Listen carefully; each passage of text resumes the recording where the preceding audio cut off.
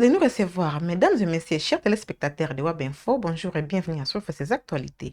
La réunion des ministres de la Défense de la conférence internationale sur la région des Grands Lacs se tient ce samedi à Livingstone, en Zambie. Objectif, examiner la situation sécuritaire et humanitaire toujours préoccupante dans l'est de la RDC où les efforts de paix peinent à produire des résultats concrets. Peu de précisions dans sa commentaire. La réunion des ministres de la Défense de la Conférence internationale sur la région des Grands Lacs, CIRGL, s'ouvre ce samedi 10 janvier à Livingstone, en Zambie, dans un contexte de forte détérioration de la situation sécuritaire et humanitaire dans l'est de la République démocratique du Congo. Convoquée pour évaluer l'évolution du conflit et les réponses régionales en cours, cette rencontre intervient alors que les efforts de paix engagés jusqu'ici n'ont pas permis d'obtenir d'améliorations tangibles sur les terrains. Les hostilités se poursuivent dans plusieurs zones affectées par l'insécurité, tandis qu'aucun cessez-le-feu effectif et durable n'est encore observé. Face à cette impasse, les ministres de la Défense des pays membres de la CIRGL sont appelés à examiner des options concrètes visant à renforcer la coordination régionale et à soutenir les mécanismes existants de stabilisation. L'enjeu est également humanitaire, avec des milliers de civils toujours exposés aux violences et aux déplacements forcés. Dans ce contexte, la Zambie, pays hôte de la Réunion, est de plus en plus attendue sur un rôle accru au sein de la dynamique régionale. Plusieurs acteurs estiment que son implication diplomatique et sécuritaire pourrait s'intensifier dans les mois à venir afin de contribuer à la relance d'une initiative crédible en faveur de la paix dans l'est de la RDC. Réuni ce vendredi 9 janvier à Kinshasa, le Conseil des ministres a examiné l'évolution du franc congolais si la monnaie nationale s'est appréciée depuis septembre 2025. Le président Félix Tshisekedi alerte sur un risque de dépréciation à l'horizon fin 2026 selon les projections macroéconomiques officielles. Détails dans cet extrait du compte rendu présenté par le porte-parole du gouvernement Patrick Mouyaya. Du regard sur les perspectives macroéconomiques de la République démocratique du Congo. Le président de la République a commencé par attirer l'attention du gouvernement sur l'état de notre conjoncture macroéconomique tel qu'il ressort des données officielles et du cadrage macroéconomique contenu dans la loi des finances pour l'exercice 2026 qu'il a promulguée.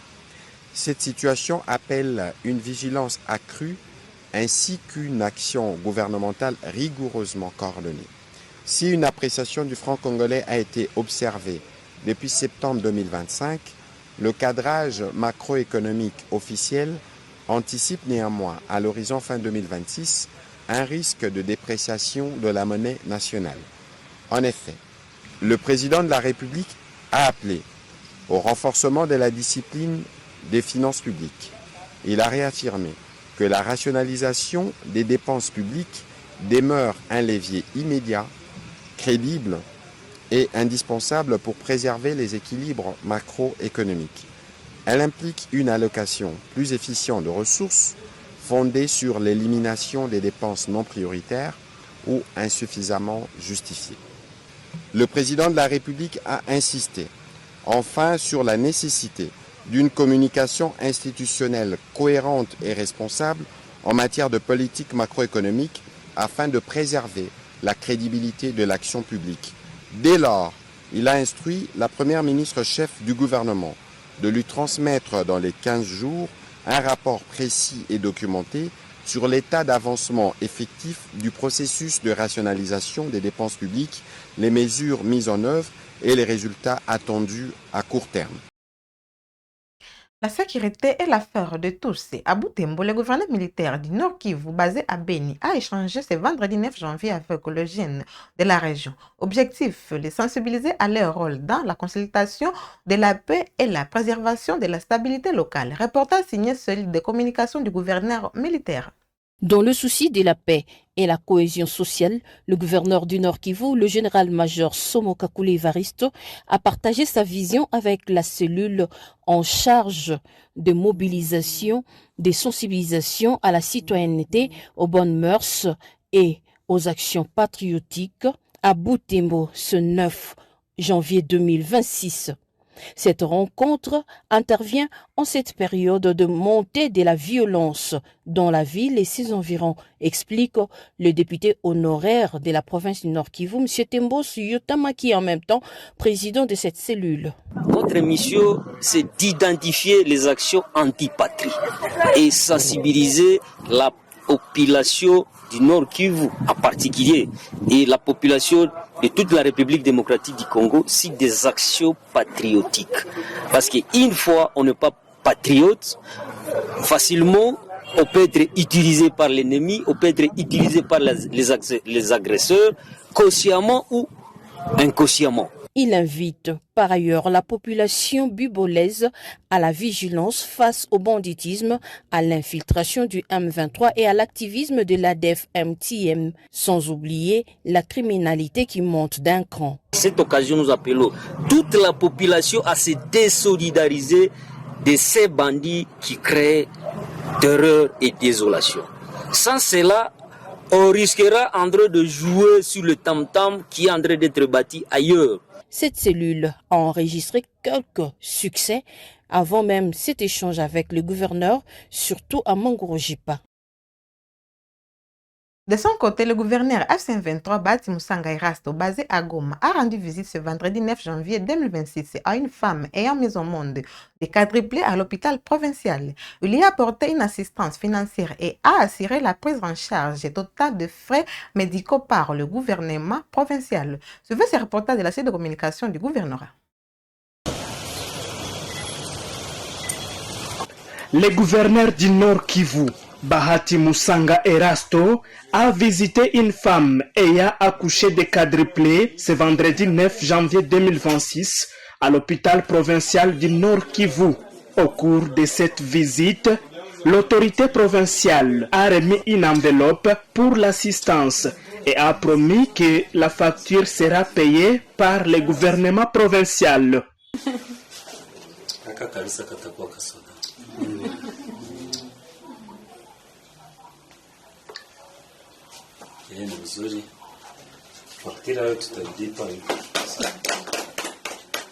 Un geste caritatif qui a soulagé cette jeune maman de quadruple âgée d'une trentaine d'années, comme elle en témoigne. Vraiment, nashukuru sana presence yake. Mungu ambariki sana.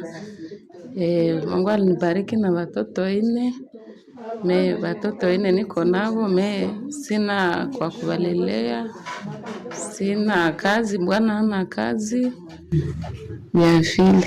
Le gouverneur amebarasure ki watalipa faktire kutoka hapa. Ndiye amejirasire kama watalipa faktire. Merci sana, Mungu ambariki, tunashukuru sana. Amefanya geste, amenipa envelope. Nashukuru sana, Mungu ambariki. Poursuivant sa visite qui s'inscrit dans sa politique de proximité, le gouverneur du Nord Kivu, accompagné du maire de la ville de Goma, du chef de division provinciale de la santé et de quelques membres de son cabinet, la bourgmestre de la commune de Goma a visité plusieurs malades, y compris une jeune maman, l'une des cadres de base de la place, où il a posé un geste de solidarité. À l'issue de cette activité caritative, le gouverneur de province a effectué une visite d'inspection des travaux de construction d'un nouveau bâtiment en cours à l'hôpital général provincial du Nord Kivu. Annick Touré, le président de la communauté EMA, appelle ses membres à la vigilance. Il exhorte à une collaboration avec les forces négatives, en particulier la milice CRP de Thomas Lubanga, qui l'accuse de manipuler la population à travers ce qu'il qualifie de libération fantôme. Il est dans ses propos.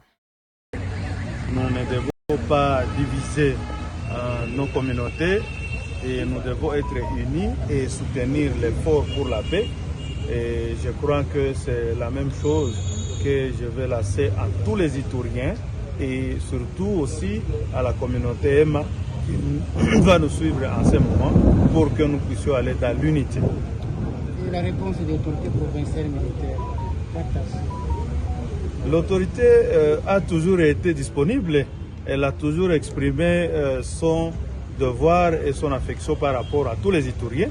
Et c'est ce qu'il nous a encore confirmé aujourd'hui, qu'il est là pour nous et nous devons profiter de sans présence pour que nous puissions améliorer la situation de la paix en Ituri et le développement comme il a déjà commencé.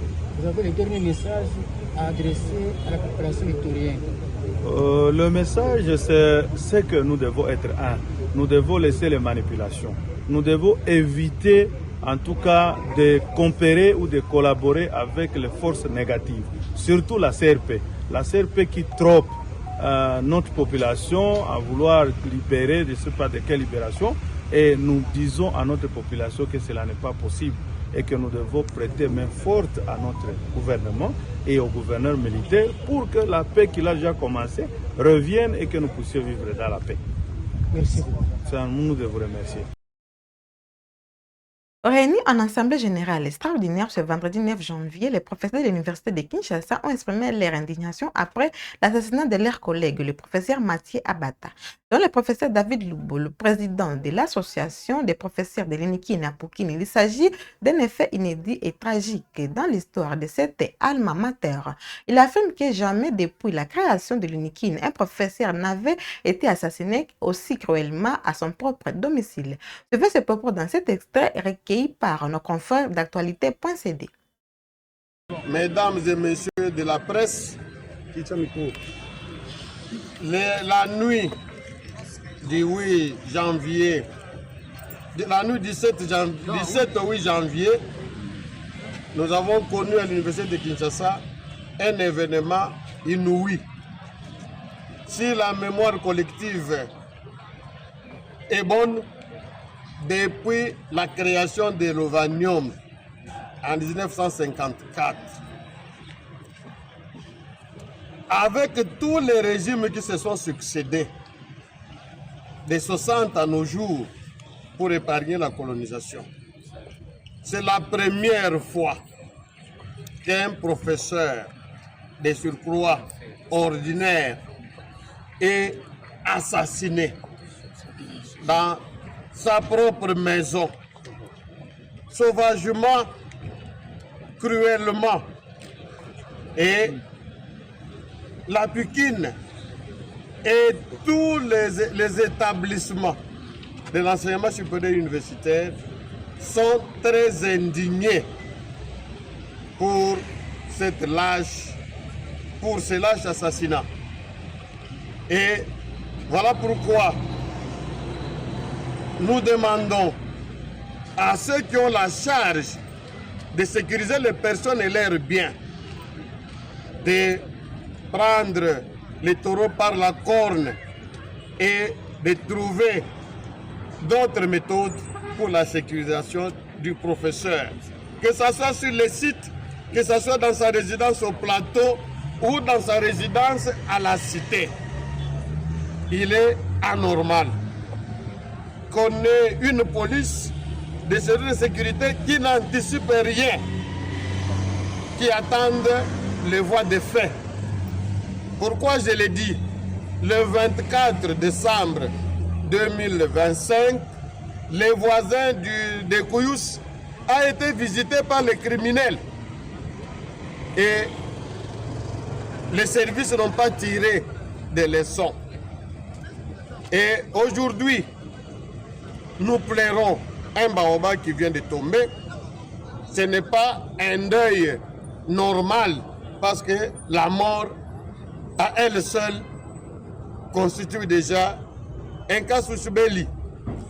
C'est pourquoi l'association des professeurs de l'université de Kinshasa, avec tous les autres établissements, ont décidé l'arrêt immédiat de toutes les activités sur les sites universitaires et instituts supérieurs du Congo.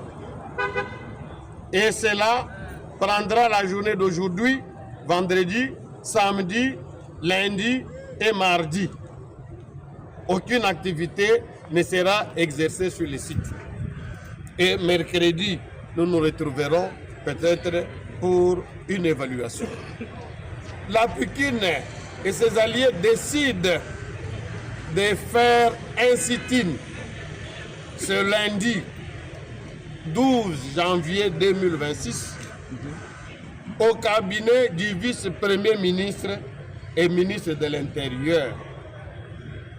La Pikine somme le gouvernement à prendre en charge les obsèques du Découyous, la vie et la survie de la veuve et de toute sa progéniture. La Pikine demande au gouvernement de mettre tout en place pour trouver un endroit pour les sépulcres de notre collègue. Et pour clôturer ces actualités, restons toujours à Kinshasa. La réinsertion sociale des ex-Sekuluna se matérialise par des actes concrets. C'est vendredi 9 janvier 2026, 300 bancs pupitres fabriqués par d'anciens délinquants aujourd'hui engagés dans la reconstruction nationale ont été remis par le commandant du service national, lieutenant-général Jean-Pierre Kabouki, à des écoles publiques de la capitale en présence des autorités urbaines. Reportage. Grand Luka, dit État. Nous sommes dans la périphérie de Kinshasa. Là où certains s'adonnent à la manipulation de la jeunesse, le président de la République, lui, a choisi d'investir en elle. La livraison du jour n'est donc pas un discours politique, mais des bancs pupitres. 300, remis ce vendredi 9 janvier 2026 par le commandant du service national, le lieutenant-général Jean-Pierre Kasson-Okabuik, à l'épée Kimpangi. Une production des bâtisseurs formés à Kanyama-Kassese. Une contribution des ex-Sekuluna, ces jeunes autrefois délinquants, à la gratuité de l'enseignement primaire, cher à Félix Tshisekedi. Il s'agit de répondre au credo du chef de l'État selon lequel pas une école publique sans banc en République démocratique du Congo. La remise de bancs est un symbole, une manifestation de la volonté du commandant suprême des forces armées, son Excellence Félix-Antoine Tshisekedi Tshilombo. Pour le chef de l'État, plus jamais d'école abandonnée à elle-même dans notre pays. C'est pourquoi aujourd'hui, nous sommes là pour vous donner ce banc. Demain, nous reviendrons certainement pour résoudre d'autres problèmes qui se posent aux élèves, aux enseignants et aux infrastructures scolaires. Pour les élèves de cette école, étudiant dans des salles de classe ressemblant plus à une porcherie qu'à un cadre d'apprentissage, ces bancs ne sont pas qu'un simple geste, mais le symbole d'une dignité retrouvée. Nous tenons d'abord à remercier très sincèrement son Excellence, Monsieur le Président de la République, pour son amour envers l'éducation et pour l'attention particulière qu'il accorde aux enfants de la République. Grâce à votre vision, notre école a reçu des bancs qui vont améliorer nos conditions d'apprentissage. Nos sincères remerciements vont également au service national qui a rendu possible ces dons. Avant, beaucoup d'élèves s'asseyaient par terre dans des salles de classe sans pavement ni plafond. Aujourd'hui, grâce à ces bancs, nous pouvons étudier dans de bonnes conditions, avec dignité et motivation. De Grand Luka, destination Bandalungwa. Ici, les bancs pupitres du service national sont un plus-value pour cet établissement réhabilité récemment par l'exécutif provincial. Présent pour la circonstance, le gouverneur de la ville de Kinshasa a salué la matérialisation de la vision du chef de l'État dans son volet éducation.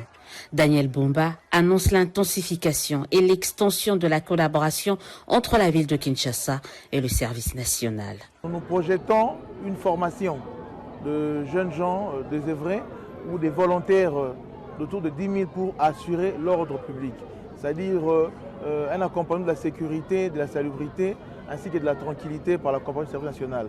Donc, le programme va se mettre en œuvre déjà dès l'entame du mois prochain pour finaliser l'organisation et voir comment est-ce que l'implémentation va se faire. Et il n'y a pas que ça, il y a aussi dans le domaine de la production agricole que la ville de Kinshasa va collaborer étroitement avec le service national pour assurer l'autosuffisance alimentaire. En attendant, les différentes caravanes du service national constituées des bancs aux farines de maïs poursuivent leur ronde et faisant à chaque escale le bonheur des élèves et étudiants congolais.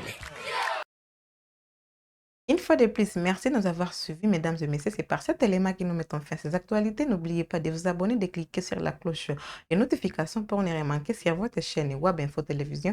Portez-vous bien.